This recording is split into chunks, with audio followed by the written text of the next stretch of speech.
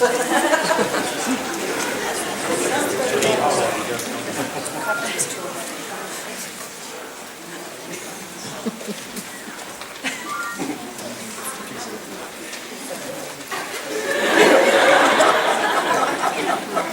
promised my kids I'd do that at one point tonight. Will you turn that down, please?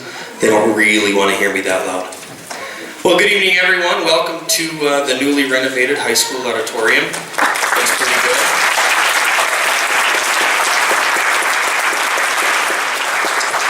We're getting close. We have some trim work left to do on the front edges of the stage and some woodwork to do upstairs to close in that really nasty front step that still has purple paint. If you didn't notice that front row of the balcony, don't look. So we've completely redone this room since the first time you were in here. We have all new chairs. And the great thing is, every bolt that we drilled in missed one of the old ones. So we drilled 1,600 holes and didn't hit a single old bolt. The guys were pretty nervous about that when they were drilling holes. We're pretty excited to be in this room and back to some sense of normalcy here. So thank you to all of you who donated for the project and helped get things rolling. It was a ton of fun. We still have work to do. We're still going to continue on with our improvements. Looking to do a completely digital integrated sound and lighting systems in here. So basically when you walk in the back door, you hit a button and the lights just turn on and turn off. Technology, I know, a new concept, but working on it. So as you can see, I am not dressed in my normal attire for a concert. Although the suit jacket's the same, but the hat's a little off. The band isn't quite dressed the same either, and I'm sure some of you went, what are you wearing to the concert? Get back here and put some decent clothes on. How many of you did that? I know somebody did. Okay, yeah. Well, our concert tonight is all Western music, and we thought we would just have a little more fun with it and let these guys cowboy up. So here we go. We're going to start our evening in the Wild West with a tune entitled Trails of Glory.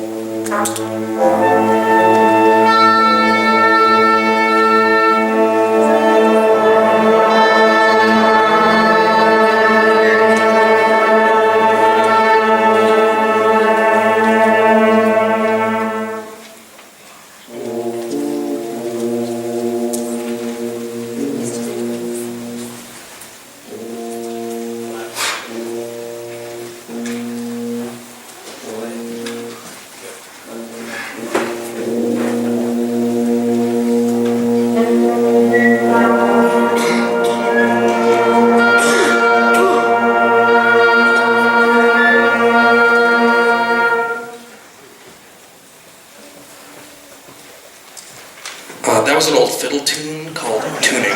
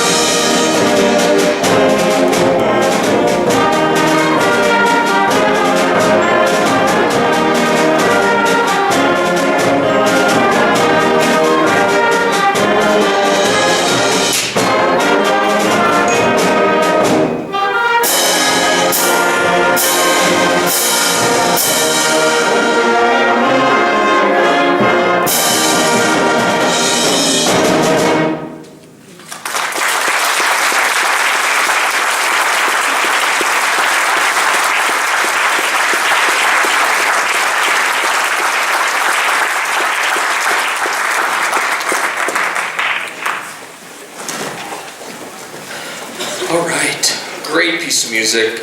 Jim Swearingen piece, fantastic composer for young bands, does some really awesome stuff. Before we go on, I want to single out 4 students here. They don't know I'm doing this, but that's okay, it's better that way. And these 4 individuals have graciously offered to learn a new instrument. And so over the course of the last 8 weeks, is it 8? Give or take a little, maybe 9. Basically right after Christmas. Well, maybe before Christmas, whatever, like 8 weeks ago. Who knows? These 4 students said, sure, we'll try something new. So Keaton Mack switched to the French horn from the trumpet. Stand up, Keaton. Would you thank Keaton for me?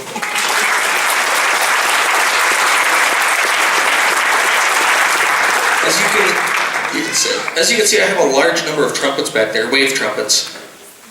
And so they're still plenty powerful. But now I'm up to 3 horns, it's great. The next 2 young ladies were flute players, and as you can see, I still have plenty of those. They said, hey, we'd like to try the oboe. And I said, sure, good luck. To your parents, that is. Sorry, moms and dads out there. They sound like dying geese when they start. And you know, the whole band just giggled the first day they started because it was so much fun to have such a unique sound in our band. And these 2 young ladies, will you guys stand, decided to pick up the oboe. This is Elise Bogart and Bethany Pippin. Please thank them for picking up one of the hardest instruments in the band. Now this next young lady says, I don't want to play the alto anymore. Oh. And I said, sure, you want to try something really hard? And so I handed her a bassoon. Of course, I handed her one that didn't actually work right. But we bought a new one with the band booster money this year, and she is learning how to handle those 13 thumb keys on the bassoon, Miss J.C. Kohler.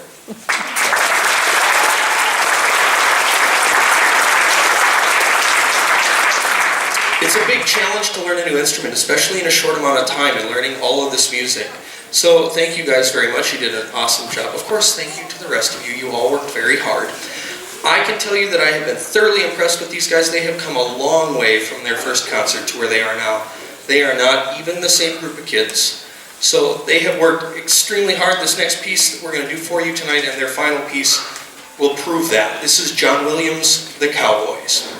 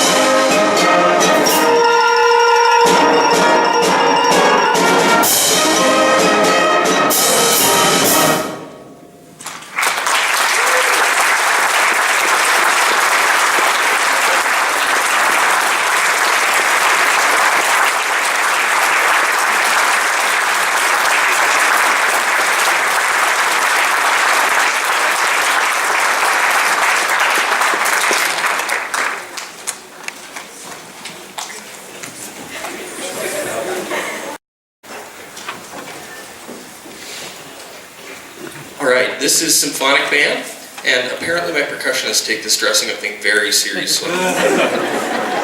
Hey Carl, why the long face? I've been waiting all night to use that, just so you know. I didn't get any drum hits. They got nothing. Alright, what do you do? We're going to continue our quest through the Wild West with one of my favorite pieces done by Robert Sheldon, a piece entitled Southwest Saga.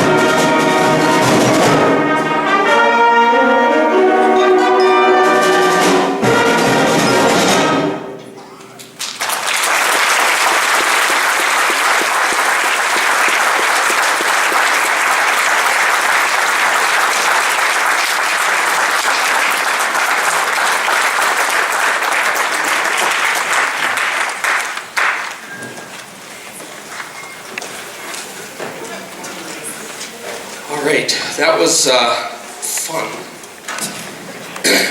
Love that piece of music. I love conducting Western music. This summer when I was planning for this concert, I said to my wife, man, I really love old Western music. It's just fun to play. The band gets a chance to work syncopation and counting and all the stuff they hate. So, man, I love teaching it. It's just a blast. This next piece that they're going to do in their final piece is rather lengthy. It's about 6.5 minutes. And it's a dance. And Walker, I'm going to read the title off the page. Okay, so I don't mess it up. Walker, as he was on his way out tonight, goes, Mr. Rook, the title is Western Dance. Just get it right. And I think there were several other people that said that to me on their way by, too. I've been calling it the wrong name for about 2 weeks. This is a Claire Grundman tune. Grundman wrote some fabulous, fabulous works for band. Very challenging music, stuff that we don't typically tackle except at a junior, senior level. And even then it's very challenging. They just did a Grundman piece this last month in UND at the UND Honor Band. And I said, you know, I think these guys are up for a challenge. So I passed it out and they started playing it. And they're like, well, this is okay. I'm like, yeah, did you notice it was cut time? And this look of panic just comes across their face going, oh. Needless to say, they got there. It's a very fast Western dance, hence the name. And it will feature pretty much every section of the band having the melody at some point. So take a listen, you'll hear that melody played by the entire band in the first 8 measures, and then after that it gets passed around the rest of the band. So please enjoy and keep your toe tapping to Western dance.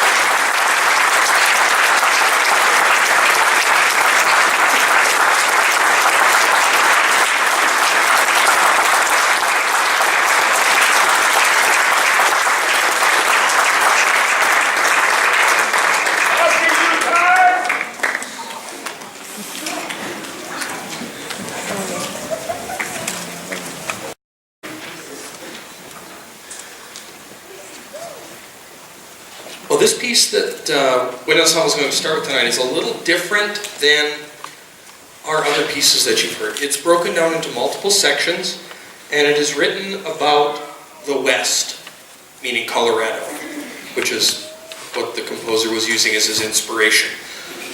He liked Colorado when he went to visit and find some information about Colorado State University, who Robert W. Smith wrote the piece for. And while he was there, he was just intrigued by the fact that there's these completely desolate plains, and all of a sudden these majestic Rockies come out of nowhere. And walking through Colorado, you can find cowboys, and you can find pretty much anybody you ever want to find. And he was just completely inspired by this. He uses the cowboys a lot in his thoughts here, and it's broken down into these following sections. It's called "To Touch the Sky," meaning that these melodies soar above the harmonic landscape. Basically, the eagles taking flight over the mountains and the plains. Cloud dances. He was completely in shock by the Native American cultures that were there, and the Native American cultures in Colorado use the clouds as a way of kind of predicting the future. And so he's put that in here. Colorado Dreams, basically just a slow lyrical section describing the beauty of the mountains. And then, of course, Pioneer Spirit and Celebration. You'll pick that one out really quick and easy. It's very upbeat and lots of fun to play. This is a very challenging work. Grade 4 to 4.5 is what it was rated at when it first came out. If it were to be re-released now, it would be released at a grade 5. Music's graded 1 through 5, 5 being the most difficult. Sometimes they add a 6, but not very often. Very challenging piece of music. These guys have just done a marvelous job of kicking it hard and having fun with it. I have to thank Mrs. Rook for playing piano for us today, because there's a wonderful piano part that goes with this, and hopefully she plays that in tune today. I mean, we never have intonation issues with the band. So, Mrs. Rook, it's on you tonight. Please enjoy Monument.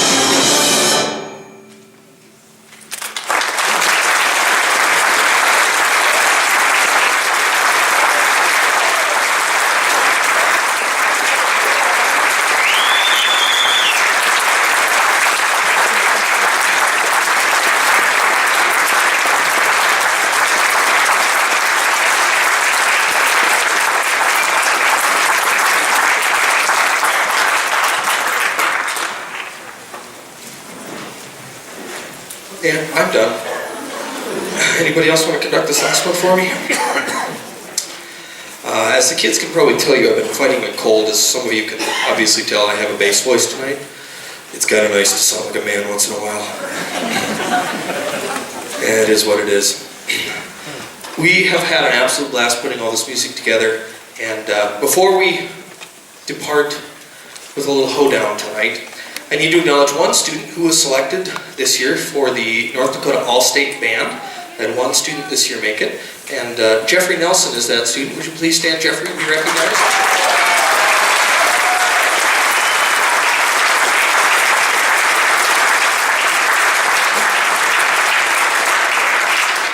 There are 5 euphonium players that make it in the entire state of North Dakota.